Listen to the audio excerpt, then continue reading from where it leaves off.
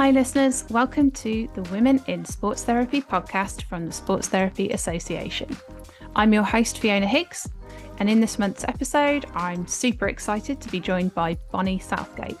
Some of you may know Bonnie from her appearances on the Sports Therapy Association weekly podcast with Matt Phillips, and I've known Bonnie for some years now, having met her back in 2017 while we were both studying with Mike Grice in his Movement Therapy Education Diploma. And I have to say, it's been a delight to see her work and projects grow and gain recognition since then. But Bonnie has a fascinating backstory that predates our first meeting. And so I've been very keen to get her onto the podcast as a guest for quite some time now, especially to share her stories. Bonnie's been working in her field since the year 2000, using a blend of therapy modalities, which we'll discuss in the episode in more detail. And she currently practices as a Pilates teacher and teacher trainer, and also as a sports therapist, with a specialism in interventions for people who suffer from symptomatic hypermobility. She's also the MSK advisor to the charity sedsconnective, which is a hypermobility and neurodivergent charity. Her proudest achievements to date include managing a high-level dance career, having 3 children, and running her successful business, all the while with hypermobile type Ehlers-Danlos syndrome, which is her condition. She currently is studying for her master's at Trinity Laban University in London, where she's studying dance science, and she has plans to continue researching after her graduation from that programme. Her academic interests draw upon her experiences as a dancer and also her own experience with hypermobility. And during her time as a soloist in the American Ballet Theatre and as first soloist at the Royal Ballet in London with that condition. So today we're going to talk to her about her experience transitioning from professional dancer to highly regarded practitioner in hypermobility disorders, as well as her plans for the future, which include a new book in her specialist field. So without further ado, here is our WIST episode with Bonnie Southgate. Please enjoy. Okay, so we're here with Bonnie Southgate, and I'm going to jump right in with the first question. So Bonnie, please could you tell us a little bit about your current roles and kind of like how you started in the industry? Okay. Current roles. This is a tricky one. I'm trying to work that one out myself. I have a background in ballet, which did influence sort of where I am now. So I danced when I was until my sort of late 20s as a ballerina. And I briefly stopped and actually went sailing for 4 years with my husband. And Wow. my body was a little bit wrecked by then, so I kind of took a break. And in hindsight, I didn't know that I have a condition that I do, which is Ehlers-Danlos syndrome. When I came back from sailing and I had 3 children, I decided I needed to do something mostly for myself, really to maintain my health. So I decided to train as a Pilates teacher, which was very much used alongside ballet as a form of sort of keeping fit and rehabilitation back when I was dancing when I got injured. And I thought I could do that. And I wanted to do something that would be not after school hours, but would be during the day. So that kind of led me down that path of training in Pilates. Now, my family were all physicians. So I had thought for many years I might go into physiotherapy when I retired. Mm-hmm. But because I'd moved from America to the UK and the educational system is a bit different, and my education was extremely different because I'd started dancing professionally at age 15. I'd finished my what would be the equivalent of the A levels through a correspondence course through Right. Nebraska University with a tutor who traveled with the ballet company. So I had a really different kind of educational background, and I think I was just too nervous. I wasn't confident enough to go jumping from dance into trying to get into academia. So I decided the Pilates was a perfect fit where actually I knew that I would be accepted on the course. I didn't have to worry about my academic background.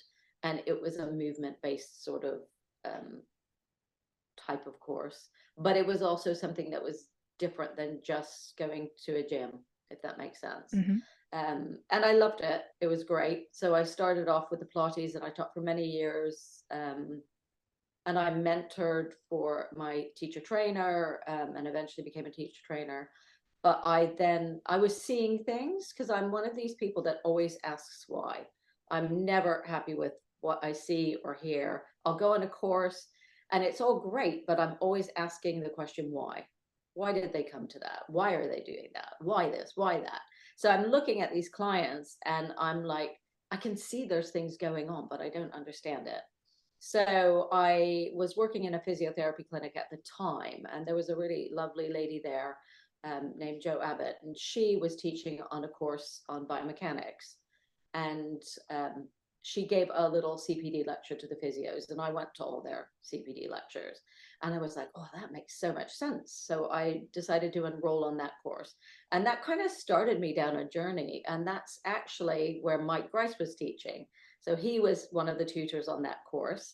He was teaching a section on it. And I thought Mike was just brilliant at that time. And that it didn't necessarily answer any questions for me, that course, but they were doing things that actually made a difference to my own body. When I started doing things, I was like, again, ooh, this has made a change. Why? Like, but I Yeah. wasn't quite sure why again. So I then just started taking courses. I went on every course I could possibly go on. And I think coming from the Pilates background, you're open to everything because you aren't dictated by research-based, evidence-based methods. So at that point, my brain was just go on to every course you can find, which I think in hindsight was a good thing. And, some of it I don't use at all. And obviously was, a bit out there, a bit non-evidence based, whatever.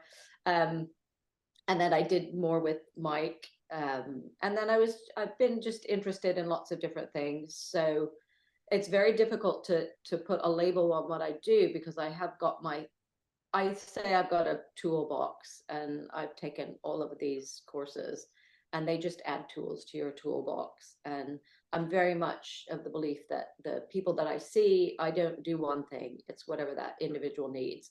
And it's all on an individual basis. There's no protocols, there's no methods. It's a lot of history of that person. And then what does that person need to come out of my toolbox, to be used at the time? So that's kind of the journey up until going into education. Yeah, you've had like such a meandering journey. And when we first met, we were studying on the same program of study with Mike Grice. So Yeah. for the listeners who don't know Mike, he runs movement therapy clinics and education in the Birmingham area mainly, but they also have programs now running all around the country. And, obviously, as Bonnie explained, Mike has a very evidence-based approach. And I think your exposure to that kind of I definitely found you to be very much a critical thinker. And we've talked about this quite a bit because we've had, the odd call here and there and kind of catching up. But being able to go into an educational environment now where you can kind of just follow your nose really and look at the interest areas that you have. Do you think you could tell us a little bit about that? How are you finding your master's program and how you enrolled, because of your background as, like you said, having a bit of an unusual education prior to that? Yeah, I think it's been fantastic for a start. And you were really encouraging, which was really helpful, because I think I lacked confidence to go into the academic sector. And I think I definitely belong there. Now I'm in there. And I think that that's sort of my personality of the why, the questioning all the time, is perfect for what I'm doing. I also think because I have done a lot of maybe courses that weren't necessarily evidence-based, it does make me think a little bit differently, because just because something isn't evidence-based doesn't mean it's not valid. It just means it hasn't been researched. And so that's the real beauty, I think, of my background, and the fact that actually I'm 58, so I've come into education super late.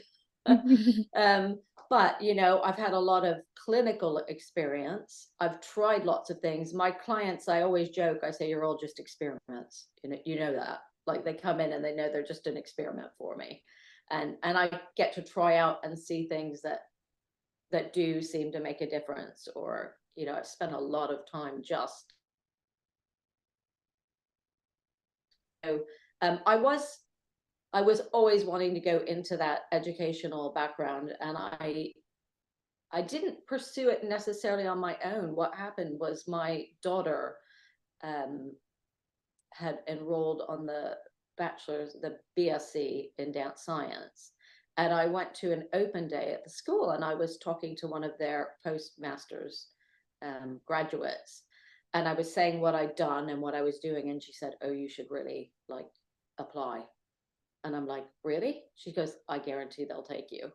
So I took the plunge and I applied with my long list of things that I'd done. But also, I think the dance career was a big part of why I was accepted into it. But I loved it because they looked at what I'd done rather than, keeping a very narrow mind and going, "She hasn't done any of the educational stuff that we would normally require." And they let me on the course, which was fantastic. And it was a massive learning curve.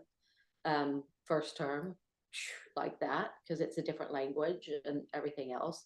But yeah, no, I'm absolutely have adored it. And I feel like it's definitely where I need to be, because I have so many questions that I would love to research for answers. So it's like, I feel like I've come full circle from my dance career into my clinical practice and being able to put it all together, which is brilliant. So Yeah, it's nice to see those dots getting joined up, I think. And the beauty of, academic kind of research is anything that you prove can be disproven. And like you said, just because something doesn't have an evidence base doesn't mean that it doesn't work or that it does work. The only way to really answer that question is to do some kind of study of it. And that kind of environment gives you a bit of structure to work to. And anecdotal experience is so important. I think a lot of academic research lacks that kind of applicability, I suppose, because research is really clinical. Like I say, clinical research is really specific, and you're usually only asking one or two very specific questions. The beauty of being a practitioner who goes into academic kind of research is that you can, whether that's undergraduate or postgraduate, is that you can kind of pinpoint the most helpful questions to ask, perhaps with a bit more certainty than somebody who hasn't had that experience. So yeah, I definitely sensed when we were talking that you had so many questions, and so much frustration as well over what you could and couldn't put in your book, which we'll move on to, I think, in a moment. But having those questions and burning questions that mean that it's limiting the treatment and the options for clients in particular is definitely a good driver for research questions. So we talked a bit about your master's program. You mentioned to me when we caught up the other week that you got a sort of halt on some activities at the moment because you've got various things going on. And I think I'm sure that our listeners can probably relate if they're working in, any kind of therapy business or business at all. So what's happening for you at the moment? Because you were based in a clinic in the Bournemouth area, yeah. and you've had a few changes going on. So what's that? Well, so again, it goes down to, I think I'm learning with age how to pace myself a little bit better. The COVID lockdown was really interesting because I'd opened up my own clinic in 2016. I'd worked in lots of different clinics. So I'd worked in a chiropractic clinic and a physiotherapy clinic for years. And actually my business just got too big for the space where I was. And I decided to take the plunge and open my own clinic. And I actually bought the building I was in. it was like a derelict building and did it up, and that was all great, and it was like hugely running, busy, crazy place. And then COVID hit, and I'm just not someone to sit still, and that's when I decided to write the book. And I didn't just write the book, I wrote courses. I was just like, okay, I'm sitting now, so I'm going to use all of that attention on paper and doing research and doing different things. And I then became a volunteer and opened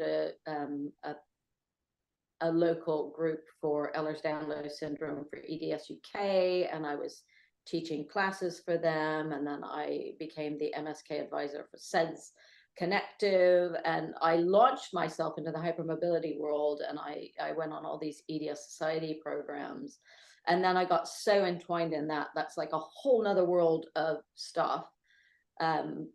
So I was doing that. We kind of came out of COVID lockdown back to the clinic, so running the clinic, but now still like running a support group, being MSK advisor, trying to write the book. And then I decided to do an MSc. So I think like the reality is with the MSc, because I started out as a full-time student, like I was normally working 5 days a week, long hours. You know, I couldn't do the MSc and work 5 days a week because I had to be in London and there. And then in March, I actually fractured my spine in an event. Yeah. And I like had to take time off. It made me sit back and just reevaluate everything a little bit. Wow. And Are you also, okay? you know, I've got just family and stuff. So to reassure our listeners, are you okay now? Because that fine, sounds pretty serious. 100%. It was in a weightlifting event. I am 58, so like I'm an ex-ballet dancer. I do everything full, like 1,000%, and the angles were just wrong. Anyway, yes, by Wow. day 2, because I've got a Pilates reformer in my house, I started doing exercise because I do have a condition, a connective tissue disorder. And the one thing I knew was that I couldn't let myself decondition. So by day 2, I was doing leg work, arm Yeah. work, lying on my back. And I think that really helped my recovery. So like Yeah. What my was the main thing is just staying strong.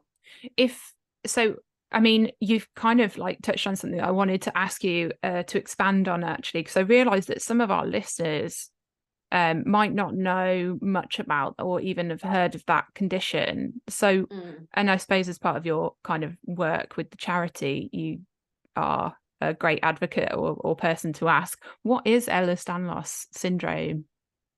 So Ehlers-Danlos syndrome in its own, there's 14 different types of Ehlers-Danlos syndrome, 13 which are named, 14 which isn't. So it falls within a group of different conditions.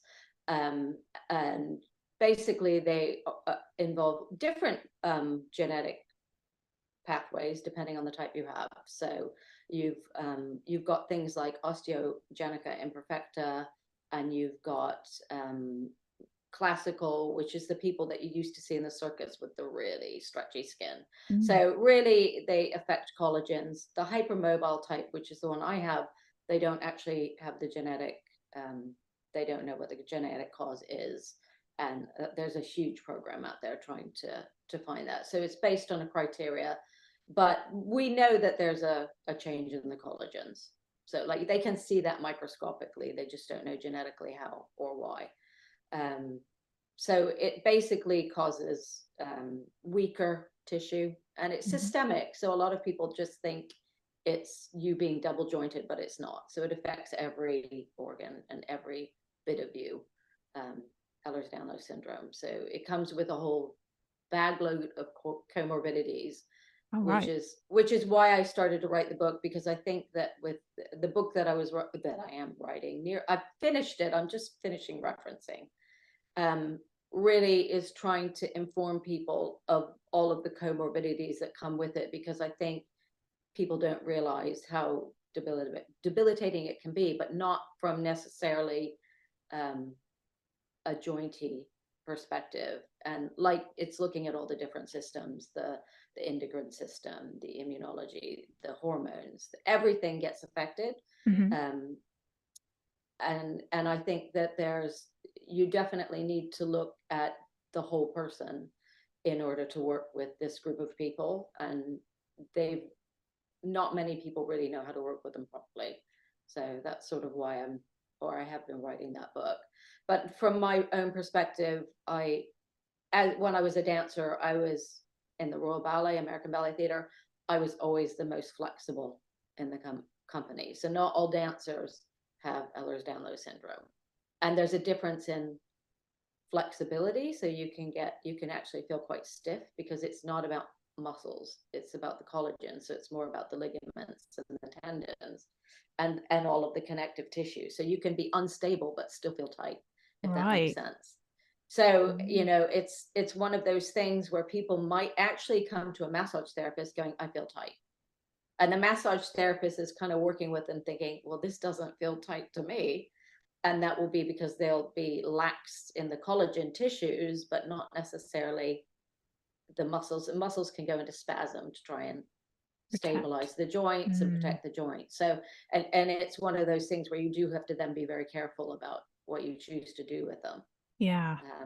And so I'm writing the book for therapists so that they have that full picture, and it goes into all of the comorbidities in really in depth, and all the things that can come with it. And then I finish it with sort of things that I feel are more beneficial, like muscle energy release techniques rather than stretching, are far better for somebody who's hypermobile. And so when you're giving stuff, if they do feel stiff, you can give something different that will be far more effective and isn't going to make them laxer, really. Yeah. How does that work in terms of, like, is there any research evidence that's kind of like, or is this based on your experience? Because you've been working with clients in that area for so long now, is it based on your experience? No. Is it a bit both? It's it's very much based on my experience. And I think that's where I want to get into the research field as well, is that I've worked with so many people now, but I think it's also common sense that you're not going to take somebody who's got super unstable joints and give them a big stretch. It's not really, it doesn't make sense. But they all want to stretch. So it was like, I remember from my own perspective, and having been a ballet dancer where stretching was kind of part of your normal daily activities, stretching never worked, though. It never made anything looser. So, I mean, the thing is, if you're unstable, the body isn't going to let you release something that's protecting your joint. So when I did the biomechanics course, and they taught METs on it, but they didn't tell us what they were. Okay. This like amazing thing I started doing, I was like, all of a sudden the things that wouldn't let go were all of a sudden letting go, but I didn't feel weak from it. And I was like, okay, what's this then?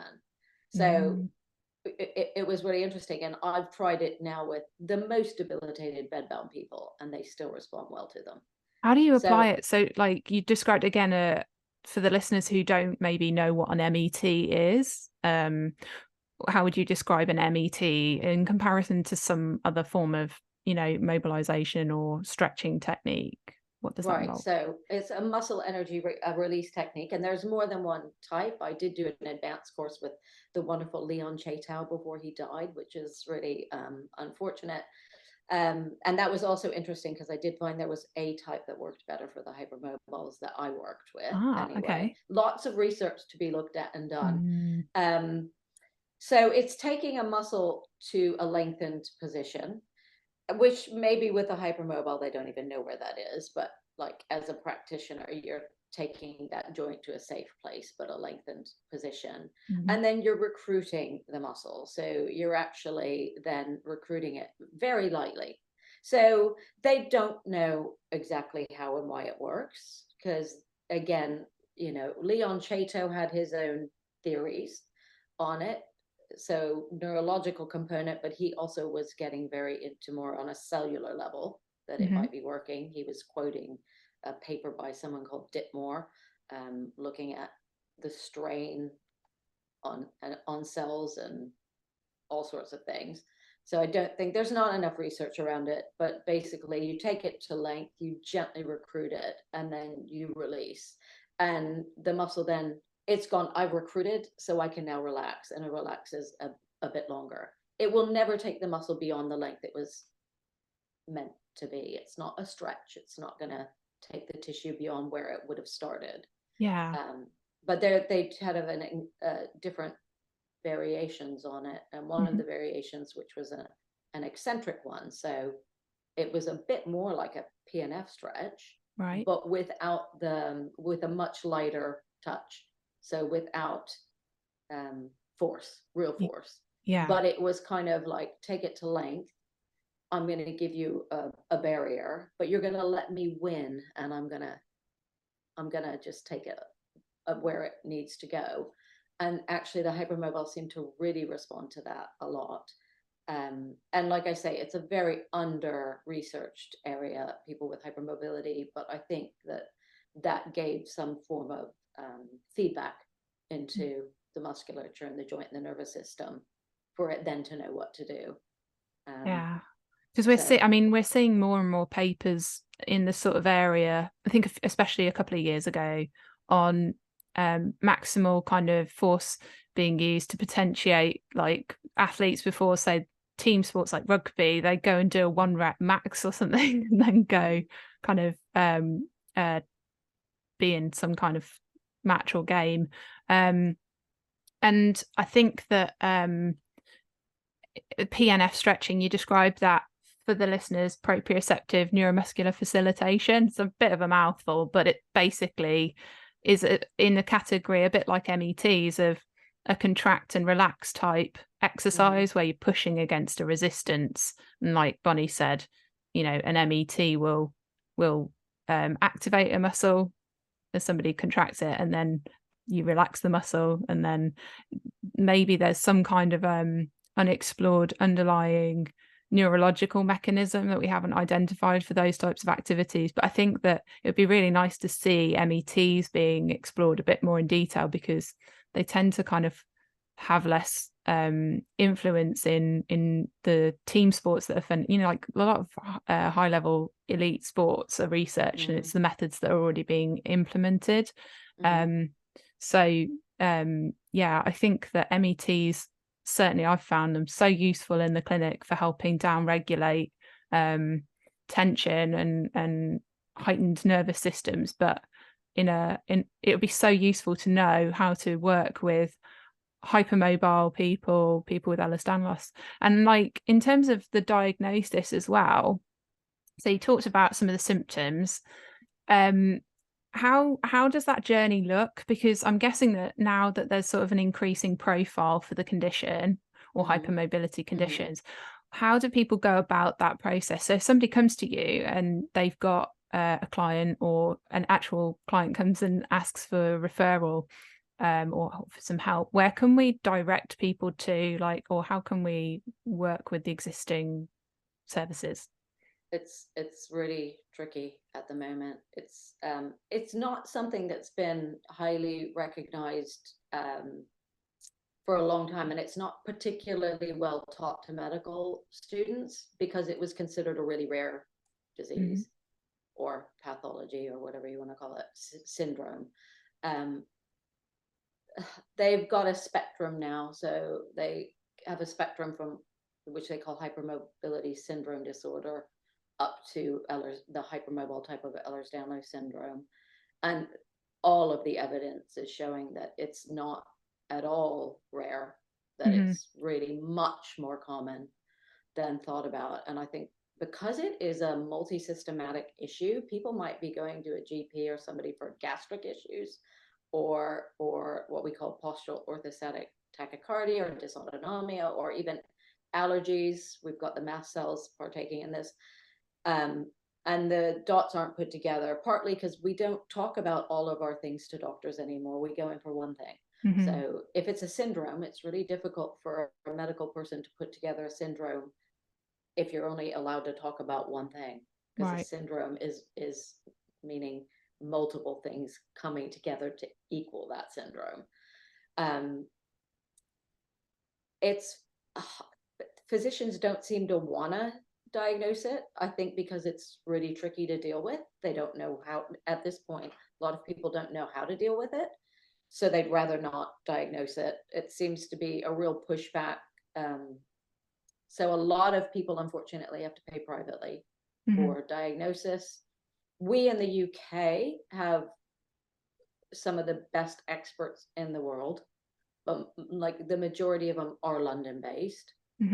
We are really trying to push to educate. There's something, anybody who knows physicians or anybody who's interested, the Ehlers-Danlos Society, which is an international society, has something called the ECHO program, which anybody can go on, and it's for physicians or practitioners or therapists.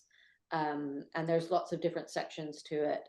And that's to educate people on, number one, how to diagnose it, what to look for, the different aspects of it.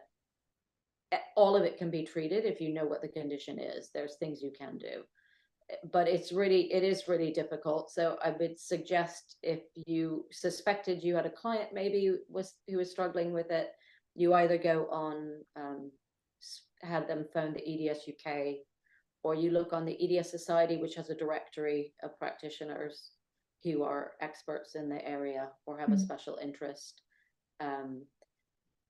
If they really struggle, contact me.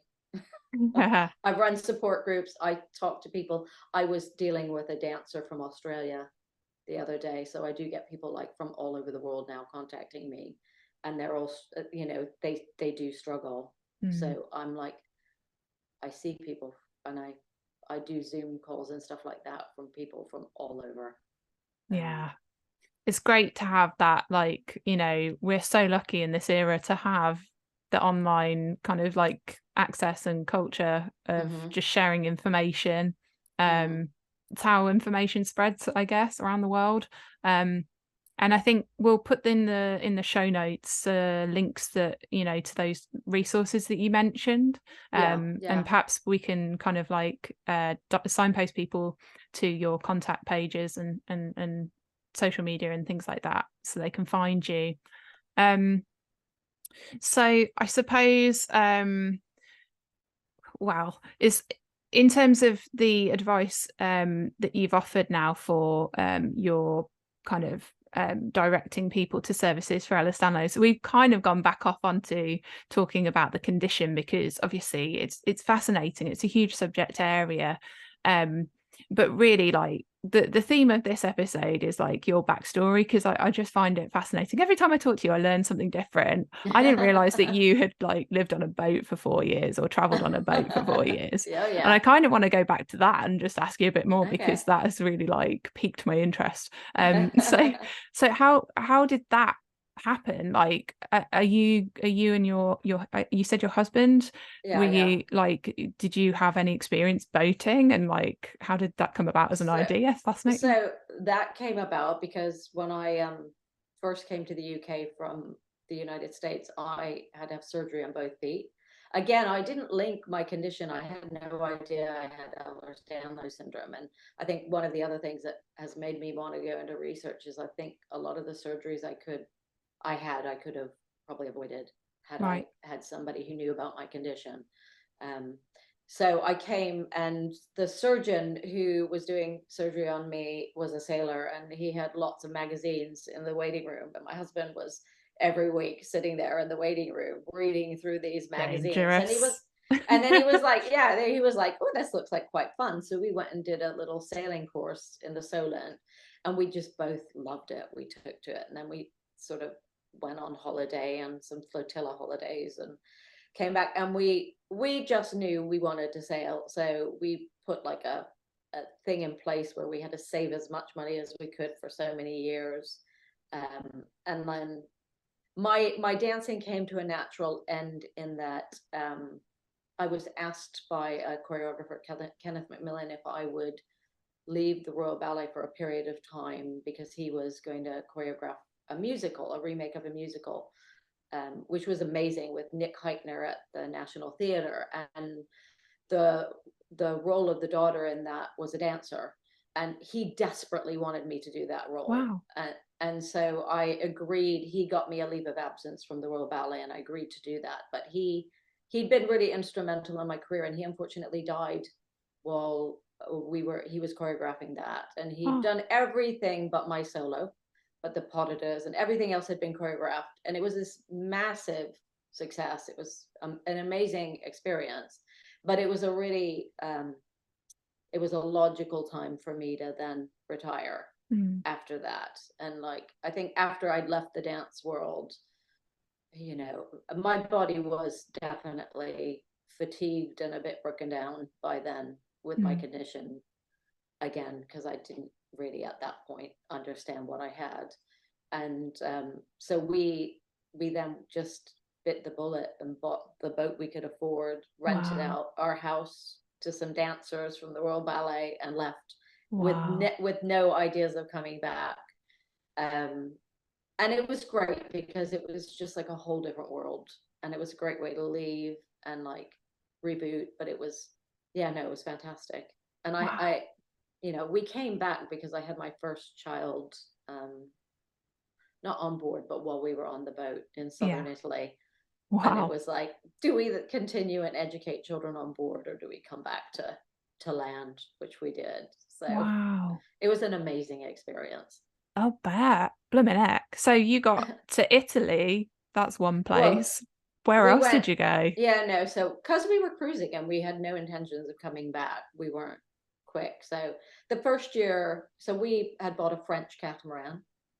The first year we just like did all of the sort of south coast of England and northern France, and then we went down to Porto and Lisbon. Couldn't go through canals because the boat was too wide. And then I had to come back. The musical had been such a success, it was going to the West End. So I was sort of negotiating my fees while I was away.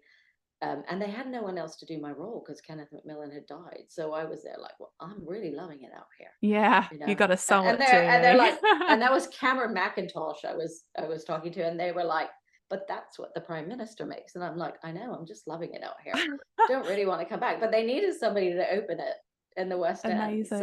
So I negotiated. We sailed back for the winter. I opened Carousel at the West End. I did the winter run because we weren't going to sail anyway. And then I trained somebody to take it over, and then we left again for good. And then we went down sort of down the Atlantic coast and did all of North Africa and southern Italy and Balearics. We then went to winter over in Spain, and then we went back out, and then we went all down the Italian coast, and we kind of finished off in Greece, just because we felt like we had to be a good parent and bring our oldest one back to land. Wow. So how had you just got one child at that point? I had one child at that point. Yeah. And was it cold? And like, I mean, I'm guessing through the year you get the different seasons and you're moored up, or are you like? Well, we did moor up, but I like I would take trips home. So I come from Phoenix, Arizona in the States. So that wasn't too cold. Yeah, I'll bet. Nice relief. We actually lived in St. Catherine's Dock for a while, which you weren't legally allowed to do. I did get Patricia Rutledge's autograph at that time, and so they let us stay aboard. Temporarily. Nice. Wow. So, but I mean, you're plugged in, so we kind of had heaters to plug in. But yeah, no, it was an adventure for sure. What an incredible once in a lifetime kind of opportunity. It's lovely. I've done a lot of work with sailors as well, because I kind of understand the sailing. Yes. Yeah. The sailors' needs. This is the thing. Over the years, I think a lot of people can kind of like, you know, get sort of, especially in sort of a sports therapy type discipline, get kind of fixated on the idea that they just work with sports people, even if it's just recreational sport. But there's so many people who work in different jobs that need our help as practitioners, whatever the practice is. You know, whether it's a car mechanic or a sailor or, you know, a fire person, like a firefighter, you work with all sorts. And so you've kind of had that travel element, and you've had lots of experience working in different, I guess, sectors. If you think of like dance is like performing arts, I suppose. And you've had that transition from working as a performing artist slash kind of like I do think that you could argue that any ballet dancer has a very athletic kind of demanding occupation.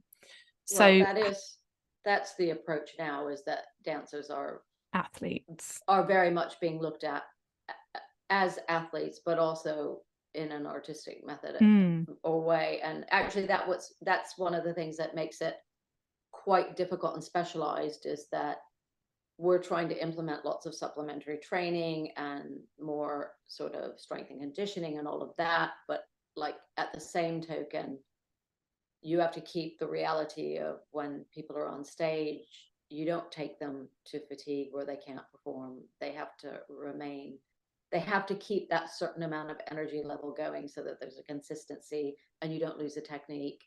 And so it becomes very specialized, but they do need to be treated like athletes, because and that and be able to maintain that expressive kind of component, which you don't tend to get in the same at all the same degree in other sports.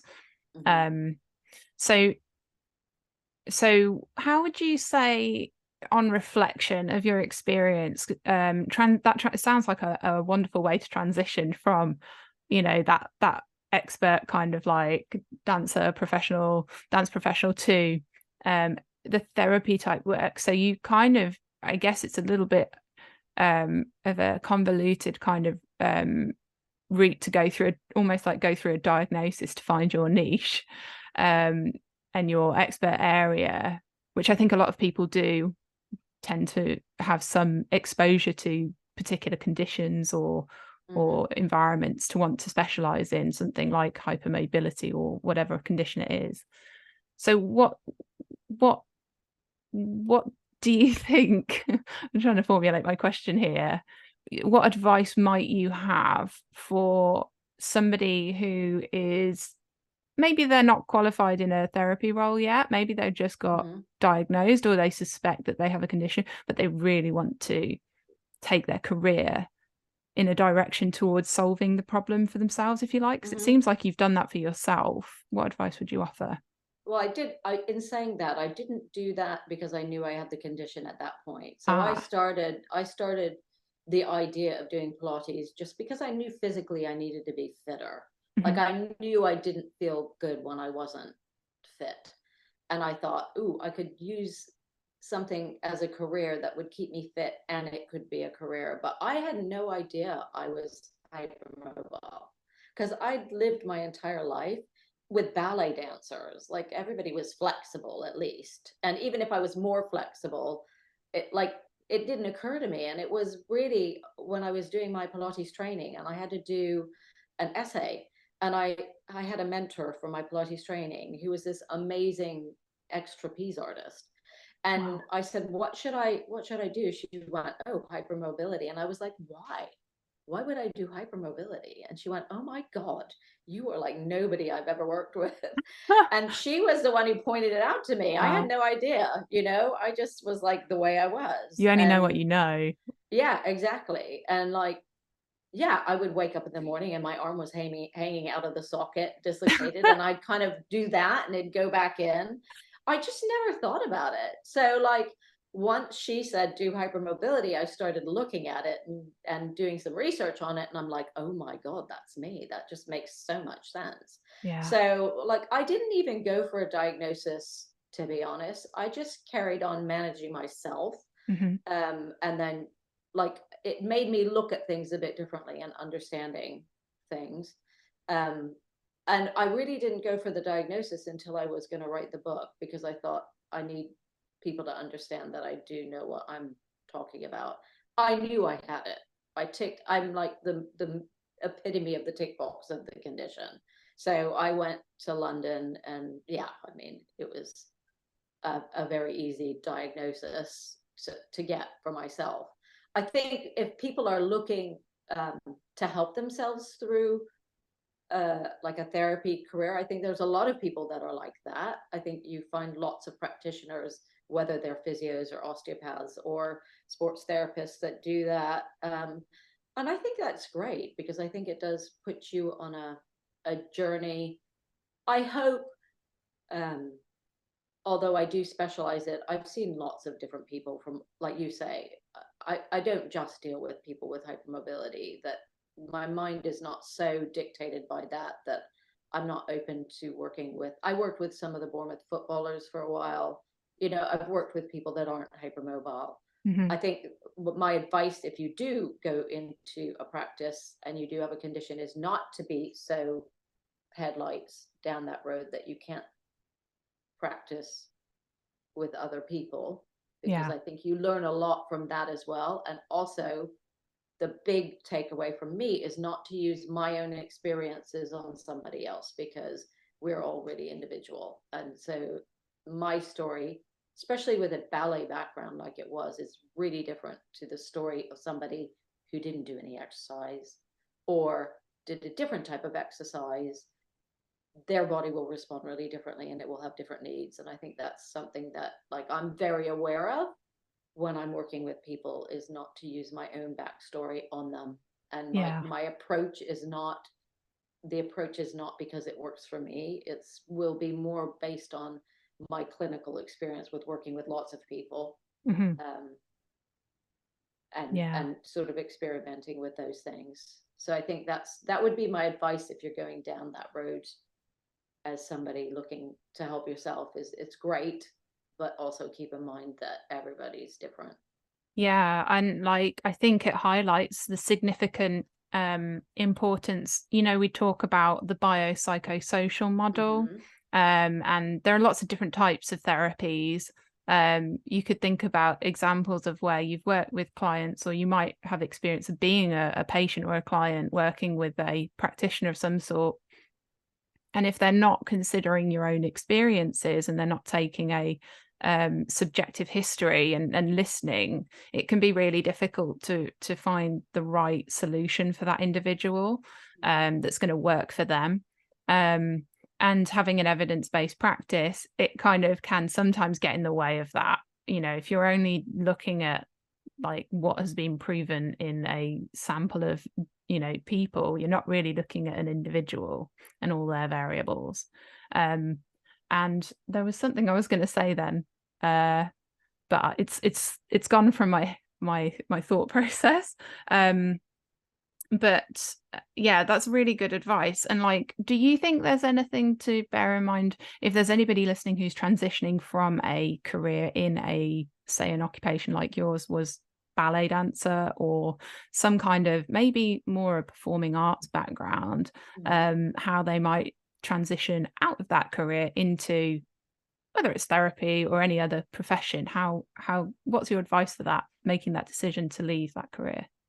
um Oh, I think that's a hard one, because I think a lot of people, especially in the performing arts, do find it really hard transitioning out of it. I think I was really lucky in that I went from the ballet into the musical, because that was already a bit of a transition.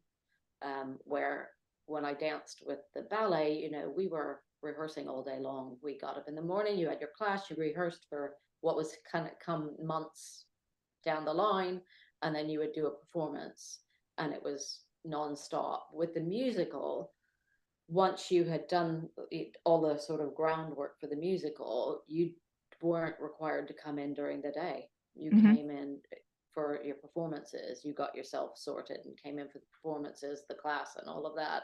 So already my sort of transition from like that grueling routine in the dance world was much less. Mm-hmm. And then the idea of sailing, which was so different, I think was a really good distraction, which Mm. obviously most people can't do. Yeah. I think a lot of people in the performing arts stay within the performing arts, so they'll go and teach dance Mm-hmm. or that. And I see the transition into that seems to be quite a good or an easy one. I only didn't go down that route where I was going to teach dance, because I had children at that point and I wanted to be available for them after school. and dance classes. A lot of it takes place after school hours. Yeah. I don't know if there's an easy transition, and I think it's individual again. Like, you know, when is the right time to leave? I think it's really hard. Most people leave when they're broken. Right. That's it. I like, you know, I think most of them leave because they actually can't carry on any further in those professions, which is really sad but true. Yeah. You know, it's the way same it in is. sports as well, you know, competitive team sports or individual sports. So maybe just having some kind of other passions and interests that they could relate, I suppose, but thinking ahead, right? Like, no one wants to get to the point ideally where they can't do it, but if there's something you're walking towards, maybe that helps. Like, it sounds like you had a taste of travel and then like that kind of was waiting Well, for you when you came out of the theatre. Like, well, my other thing is, I think, you know, I grew up in Phoenix, Arizona, and my dance training was in a really lovely school that was just a fun, positive place.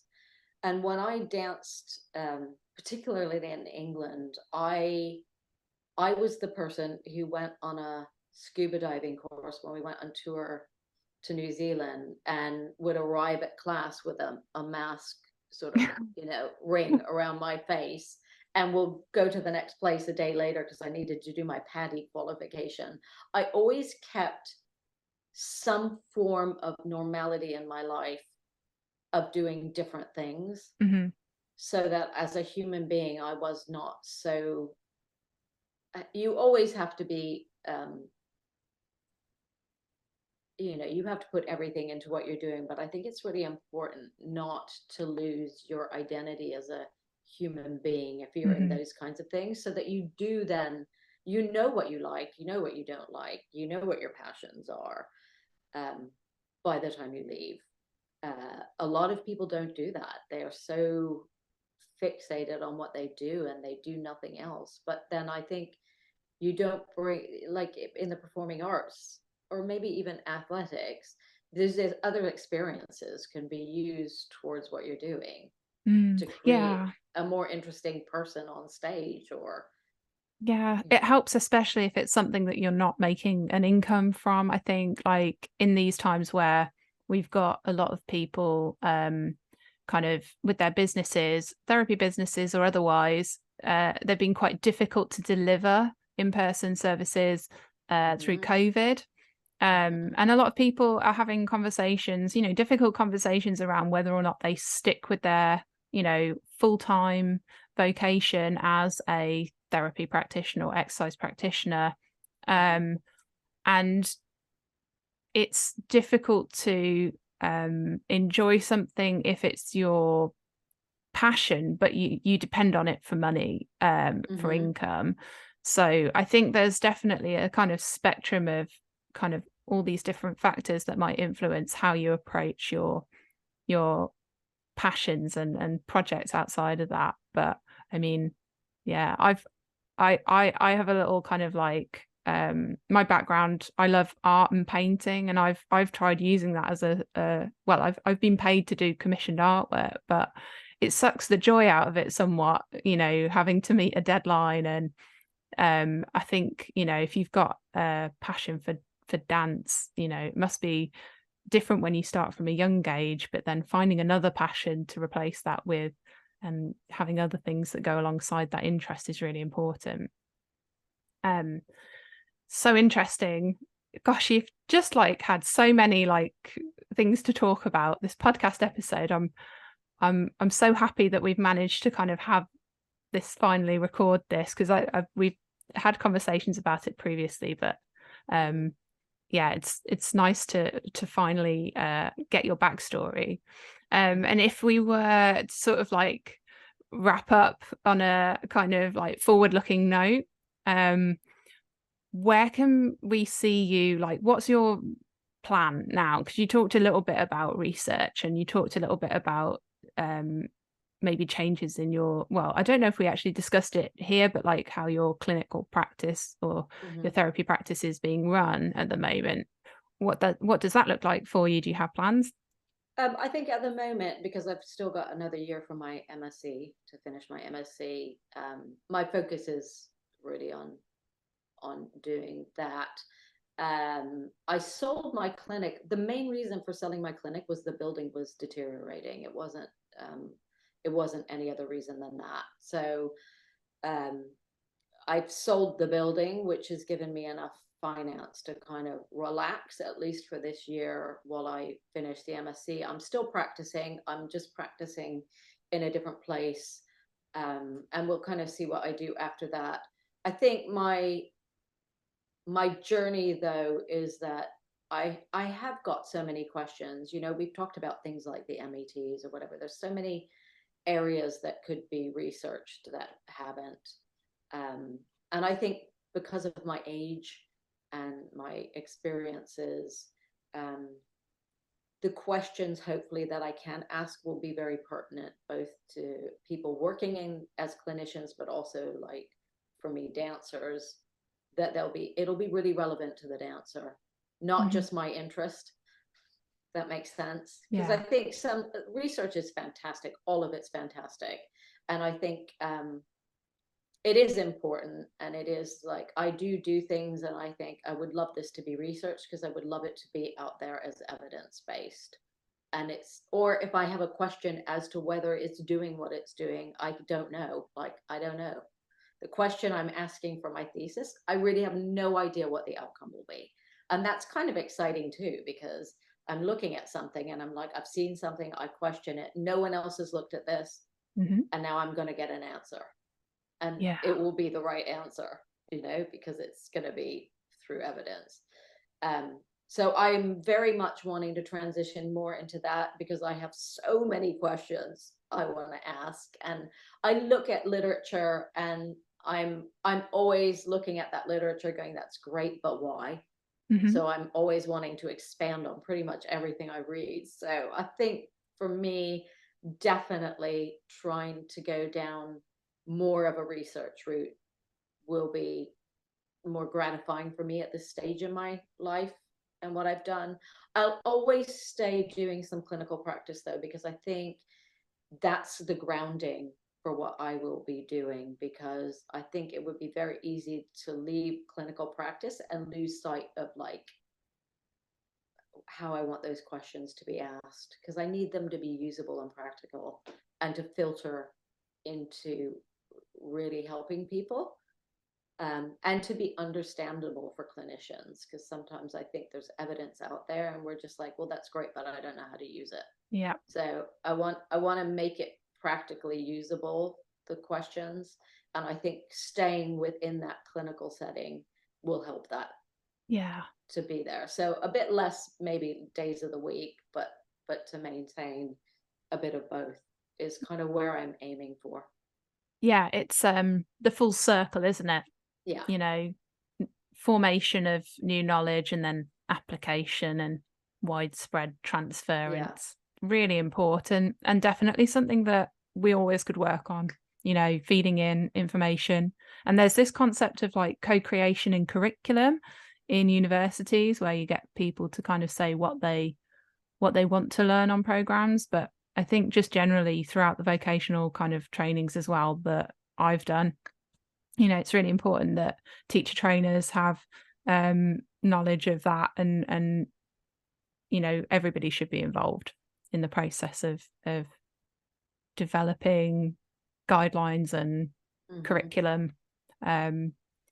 So it sounds like you're a very well-rounded practitioner, researcher, and it's really exciting to hear about the book coming out as well. I'm sure that there'll be people listening to this who want to know when that comes out. And I'm guessing you'll probably be sharing that on your social media channels, and maybe you'll have access, or you'll have places that people can access details to contact you. Would you be able to share that with our listeners before we go? Yeah, so if you do want to contact me, probably the easiest way is www.bonniesouthgate.com. I have lots of different, like I have a YouTube channel which is under HEDS Rehab, so you can look there as well. But if you do look at bonniesouthgate.com, it should lead you to my website and let you feed into whatever you need to feed into.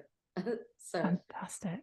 Yeah, it sounds like there's lots of options. So if you're a bit of a technophobe, website's probably the easiest I place don't to know go. about that, but I do clinical work, but I also teach modules for like Pilates teachers. So I teach anatomy modules, but I also have a hypermobility course, which actually I'll be doing another one in end of October. Awesome. Yeah. And we might offer the book to the members doing that, even if it's not ready, they'll all get a kind of book. Shouldn't be that long. I've been dragging it out because as I do the referencing, I'll see a new paper and I'm like, oh no, I need to put this in there. Yeah. Yeah, it's and like, difficult. oh, it's really tricky to know when to stop. So I think I'm very near finishing it though.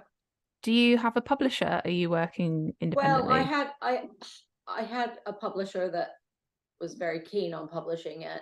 I don't know if I'm going to go down that or the self-publishing route, only because I have an amazing girl who works for me, Maria Seeger, who you've met, and she is doing all the illustrations and she's doing the formatting because she is a graphic designer. Yes, of course, yeah. By degree, and I have a private editor who does more medical editing. So the things that I really need the publisher for, I don't really need. And I'm not sure in terms of getting it out to my community, it would be more beneficial. I'm torn at the moment. Yeah. So I do have a publisher if I want to go down that route. I'm just weighing my options at the moment. Yeah, it's good to have options. Yeah, I think the world of like everything is changing, and that's one of the areas I think that has changed a bit, is it's so much easier to publish. There's also a publisher who specializes in hypermobile books. So that will be something. I've been avoiding that. Yeah. Just get the book written first, I suppose, is the main thing. I know I have a publisher if I need it. Fantastic. Well, I look forward to seeing the book when it's out. I'll be lobbying for that to be in our library at the university. It's not an academic book, though. You have to keep that in mind. This is absolutely written for non-academics.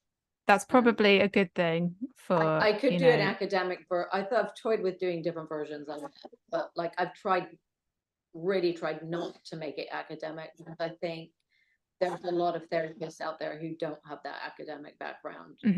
It can be difficult to understand academic language. Yes. And like, I want it to be accessible for everybody. And a lot of it will be based on Pilates teachers in mind.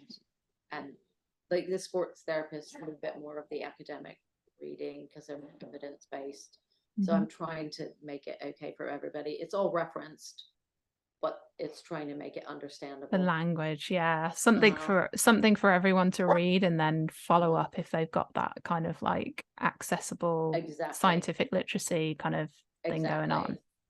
Awesome. Fantastic. Wow, it's so exciting. So I guess that we'll have to kind of like conclude on that note, really, and leave everybody in suspense until the publication comes out. But it's been really so great to catch up with you, Bonnie. Thank you so much for joining us today. And hopefully we'll have you again on the podcast soon in the future. Well, I would love to. It was fantastic. Awesome. Lovely. Thank you. Maybe less about myself and more about some good evidence. Maybe you'll be hosting as well, or you'll have some outcomes from your research. Yeah, exactly. Yeah, output. Awesome. Lovely. Thanks. All right. Thanks. Take Fiona. care. Bye. Bye.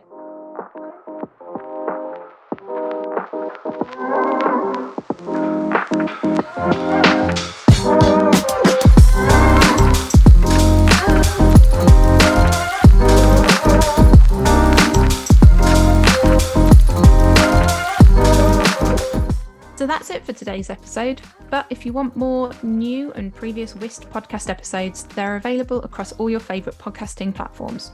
including YouTube, Spotify, and Apple Podcasts. You can subscribe and be notified of new episodes when they're released, so check out our other episodes using the links in the show notes below. The STA website also provides links to all episodes and more information about the amazing support provided to those with a Sports Therapy Association membership. So you can head over to thesta.co.uk to find out more. And if you'd like to get in contact with me, you can drop me an email at wist@thesta.co.uk. That's all from me for now. I'll catch you in the next episode.